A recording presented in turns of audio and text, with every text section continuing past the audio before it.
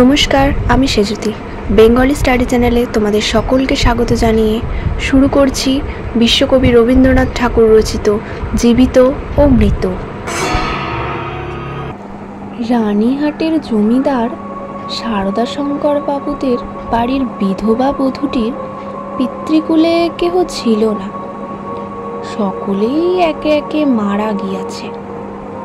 পতিকুলেও ঠিক আপনার বলিতে কেহ নাই, পতিও নাই, পুত্রও নাই। একটি ভাশুরপো, সারদাশঙ্করের ছোট ছেলেটি, সেই তাহার চক্ষের মণি। সে জন্মিবার পর তাহার মাতার বহুকাল ধরিয়া শক্ত পীড়া হইয়াছিল। সেই জন্যই এই বিধবা কাকি কাদম্বিনী তাহাকে মানুষ করিয়াছে। পরের ছেলে মানুষ করিলে তাহার প্রতি প্রাণের টান আরও যেন বেশি হয়, কারণ তাহার উপরে অধিকার থাকে না, তাহার উপরে কোনো সামাজিক দাবি নাই, কেবল স্নেহের দাবি। কিন্তু কেবলমাত্র স্নেহ সমাজের সম্মুখে আপনার দাবি কোনো দলিল অনুসারে সপ্রমাণ করিতে পারে না এবং চাহেও না। কেবল অনিশ্চিত প্রাণের ধনটিকে দ্বিগুণ ব্যাকুলতার সহিত ভালোবাসে। বিধবার সমস্ত রুদ্ধ প্রীতি এই ছোট্ট ছেলেটির প্রতি সিঞ্চন করিয়া একদিন শ্রাবণের রাত্রে কাদম্বিনীর আকস্মাৎ মৃত্যু হইল। হঠাৎ কি কারণে তাহার হৃৎস্পন্দন স্তব্ধ হইয়া গেল। সময় জগতের আর সর্বত্রই চলিতে লাগিল, কেবল সেই স্নেহকাতর ক্ষুদ্র কোমল বক্ষটির ভিতর সময়ের ঘড়ির কল চিরকালের মতো বন্ধ হইয়া গেল। পাছে পুলিশের উপদ্রব ঘটে, এই জন্য অধিক আড়ম্বর না করিয়া জমিদারের 4 জন ব্রাহ্মণ কর্মচারী অনতি বিলম্বে মৃতদেহ দাহ করিতে লইয়া গেল। রানীহাটের শ্মশান লোকালয় হইতে বহু দূরে। পুষ্করিণীর ধারে একখানি কুঠির এবং তাহার নিকটে একটা প্রকাণ্ড বটগাছ। বৃহৎ মাঠে আর কোথাও কিছু নাই। পূর্বে এইখান দিয়া নদী বহিত, এখন নদী একেবারে শুকাইয়া গেছে। সেই শুষ্ক জলপথের এক অংশ খনন করিয়া শ্মশানের পুষ্করিণী নির্মিত হইয়াছে। এখনকার লোকেরা এই পুষ্করিণীকে পুণ্য শতাশ্রেণীর প্রতিনিধি স্বরূপ জ্ঞান করে। মৃতদেহ কুঠিরের মধ্যে স্থাপন করিয়া চিতার কাঠ আসিবার প্রতীক্ষায় 4 জনে বসিয়া রহিল। সময় এত দীর্ঘ বোধ হইতে লাগিল যে অধীর হইয়া 4 জনের মধ্যে নিতাই এবং গরুচরণ কাঠ আনিতে এত বিলম্ব হইতেছে কেন দেখিতে গেল। বিধু এবং বনমালী মৃতদেহ রক্ষা করিয়া বসিয়া রহিল। শ্রাবণের অন্ধকার রাত্রি, থমথমে মেঘ করিয়া আছে, আকাশে একটি তারাও দেখা যায় না। অন্ধকার ঘরে 2 জন চুপ করিয়া বসিয়া রহিল। একজনের চাদরে দিয়েশলাই এবং বাতি বাঁধা ছিল। বর্ষাকালের দিয়েশলাই বহু চেষ্টাতেও জ্বলিল না। যে লণ্ঠন সঙ্গে ছিল তাহাও নিবিয়া গেছে। অনেকক্ষণ চুপ করিয়া থাকিয়া একজন কহিল, ভাইরে, এক চিলিম তামাকের জোগাড় থাকিলে বড় সুবিধা হইত, তাড়াতাড়িতে কিছুই আনা হয় নাই। অন্য ব্যক্তি কহিল, আমি চট করিয়া এক দৌড়ে সমস্ত সংগ্রহ করিয়া আনিতে পারি। বনমালীর পলায়নের অভিপ্রায় বুঝিয়া বিধু কহিল, মাইরি, আর আমি বুঝি এখানে একলা বসিয়া থাকিব। আবার কথাবার্তা বন্ধ হইয়া গেল। 5 মিনিটকে 1 ঘণ্টা বলিয়া মনে হইতে লাগিল। যাহারা কাঠ আনিতে গিয়াছিল তাহাদিগকে মনে মনে ইহারা গালি দিতে লাগিল। তাহারা যে দিব্য আরামে কোথাও বসিয়া গল্প করিতে করিতে তামাক খাইতেছে, এ সন্দেহ ক্রমশই তাদের মনে ঘনীভূত হইয়া উঠিতে লাগিল। কোথাও কিছু শব্দ নাই, কেবল পুষ্করিণী তীর হইতে অবিশ্রাম ঝিল্লি এবং ভেকের ডাক শোনা যাইতেছে। এমন সময় মনে হইল যেন খাটটা ঈষৎ নড়িল, যেন মৃতদেহ পাশ ফিরিয়া শুইল। বিধু এবং বনমালী রাম নাম জপিতে জপিতে কাঁপিতে লাগিল। হঠাৎ ঘরের মধ্যে একটা দীর্ঘ নিঃশ্বাস শোনা গেল। বিধু এবং বনমালী এক মুহূর্তে ঘর হইতে লম্ফ দিয়া বাহির হইয়া গ্রামের অভিমুখে দৌড় দিল। প্রায় ক্রোশ দেড়েক পথ গিয়া দেখিল তাহাদের অবশিষ্ট দুই সঙ্গী লণ্ঠন হাতে ফিরিয়া আসিতেছে। তাহারা বাস্তবে কি তামাক খাইতে গিয়াছিল, কাঠের কোনো খবর জানে না। তথাপি সংবাদ দিল গাছ কাটিয়া কাঠ ফাড়াইতেছে, অনতিবিলম্বে রওনা হইবে। তখন বিধু এবং বনমালী কুটিরের সমস্ত ঘটনা বর্ণনা করিল। নিতাই এবং গুরুচরণ অবিশ্বাস করিয়া উড়াইয়া দিল এবং কর্তব্য ত্যাগ করিয়া আসার জন্য অপর দুইজনের প্রতি অত্যন্ত রাগ করিয়া বিস্তর ভৎসনা করিতে লাগিল।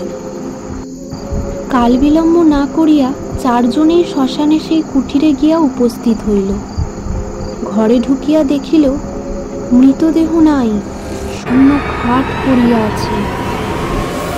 পরস্পর মুখ চাহিয়া রহিল, যদি শৃগালে লইয়া গিয়া থাকে, কিন্তু আচ্ছাদন বস্তুটি পর্যন্ত নাই। সন্ধান করিতে করিতে বাহিরে গিয়া দেখে কুঠিরের দ্বারের কাছে খানিকটা কাদা জমিয়াছিল, তাহাতে স্ত্রীলোকের সদ্য এবং ক্ষুদ্র পদচিহ্ন। শারদাশঙ্কর সহজ লোক নহে, তাহাকে এই ভূতের গল্প বলিলে হঠাৎ যে কোনো শুভ ফল পাওয়া যাইবে এমন সম্ভাবনা নাই।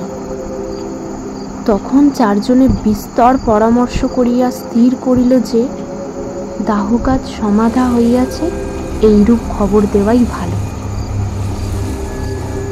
ভোরের দিকে যাহারা কাঠ লইয়া আসিল তাহারা সংবাদ পাইল বিলম্ব দেখিয়া পূর্বেই কার্য শেষ করা হইয়াছে। কুঠিরের মধ্যে কাষ্ঠ সঞ্চিত ছিল, এ সম্বন্ধে কাহারও সহজে সন্দেহ উপস্থিত হইতে পারে না, কারণ মৃতদেহ এমন কিছু বহুমূল্য সম্পত্তি নহে যে কেহ ফাঁকি দিয়া চুরি করিয়া লইয়া যাইবে। শুরু করছি দ্বিতীয় পরিচ্ছেদ।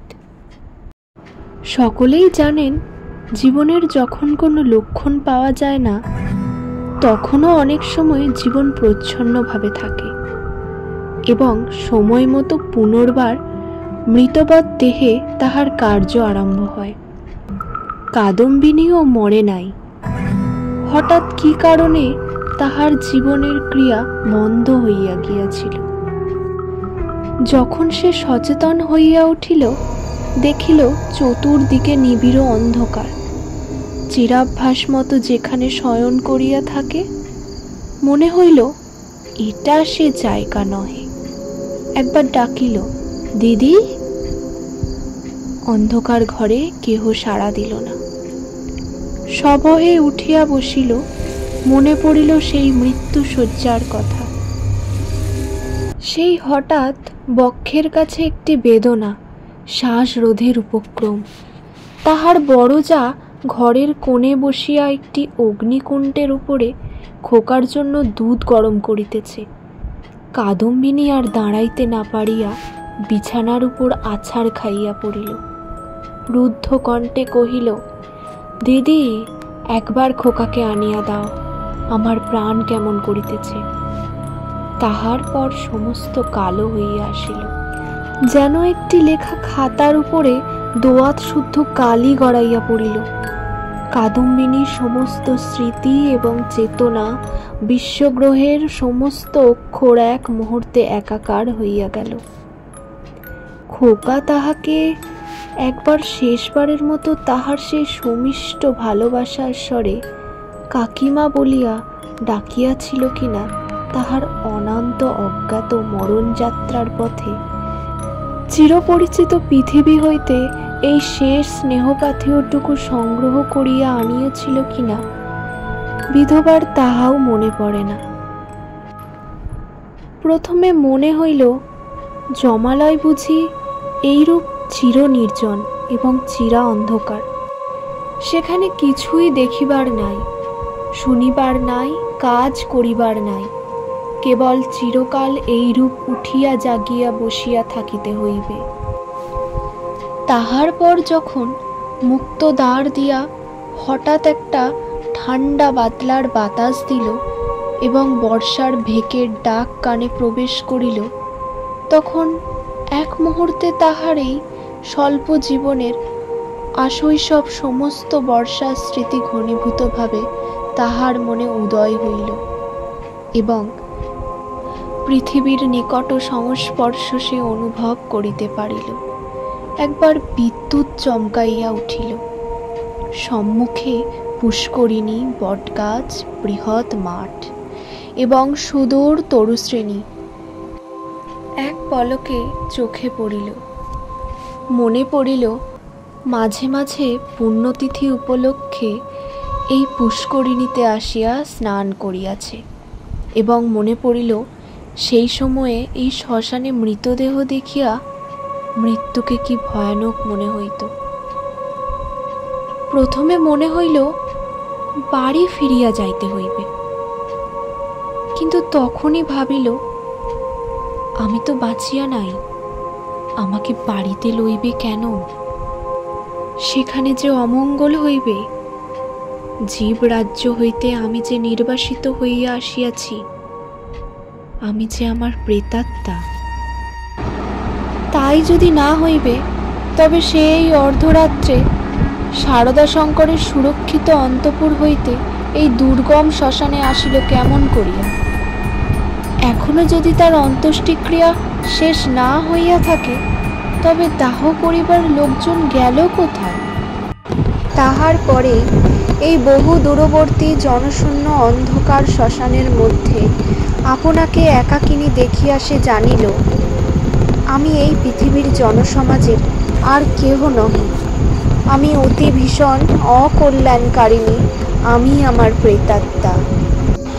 এই কথা তার মনে উদয় হইবা মাত্রই তাহার মনে হইল তাহার চতুর্দিক হইতে বিশ্ব নিয়মের সমস্ত বন্ধন যেন ছিন্ন হইয়া গিয়াছে, যেন তাহার অদ্ভুত শক্তি, অসীম স্বাধীনতা, যেখানে ইচ্ছা যাইতে পারে, যাহা ইচ্ছা করিতে পারে। এই অভূতপূর্ব নতুন ভাবের আবির্ভাবে সে উন্মত্তের মতো হইয়া হঠাৎ একটা দমকা বাতাসের মতো ঘর হইতে বাহির হইয়া অন্ধকার শ্মশানের উপর দিয়া চলিল। মনে লজ্জা, ভয়, ভাবনার লেশ মাত্র রহিল না। চলিতে চলিতে চরম শ্রান্ত, দেহ দুর্বল হইয়া আসিতে লাগিল।